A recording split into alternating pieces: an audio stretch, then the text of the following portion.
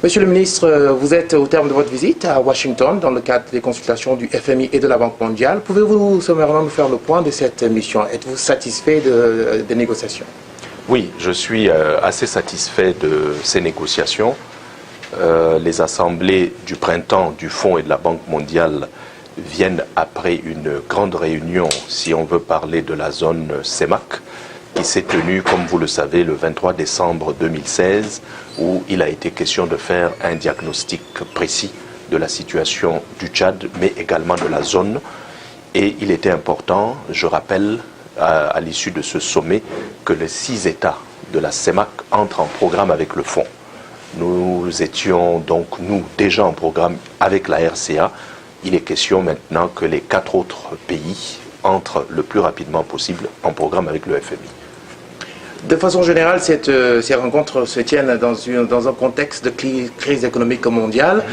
Le Tchad n'est pas en reste et il a été beaucoup question donc, du sacrifice, donc l'implication du Tchad dans la lutte contre le terrorisme qui a des impédances financières et économiques.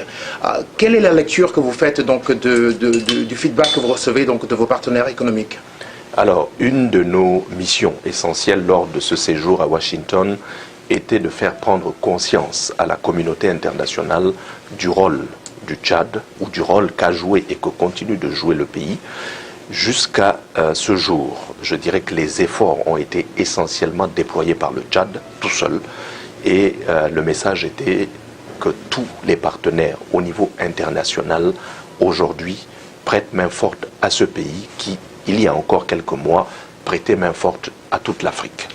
Parlant de partenaires, le Tchad a également lancé ici à partir de Washington, dans le cadre de la perspective du plan national de développement, la grande conférence qui va se dérouler au mois de septembre en France. La première fois, vous avez engagé le secteur privé américain, les investisseurs américains.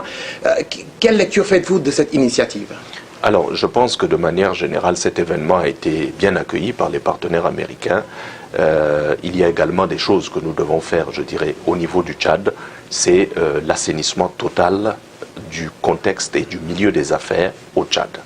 Donc c'est une condition sine qua non si nous voulons que les partenaires américains notamment arrivent au Tchad le plus tôt possible. Monsieur le ministre, nous vous remercions. Merci.